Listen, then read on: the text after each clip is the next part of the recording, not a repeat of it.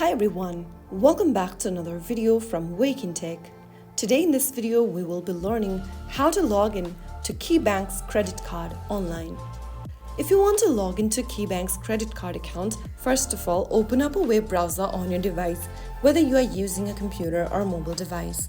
In the URL box type in key.com and search. You'll then end up in the official website for KeyBank.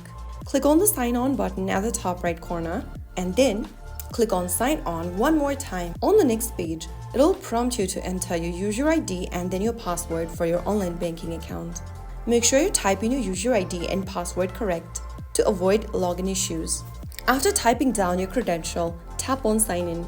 Once you're logged into the home page of KeyBank's online banking account, go ahead and look for the credit card section, and that way you will be able to manage your credit card as well. All you need to do is to log into your online banking account and then you will be good to go.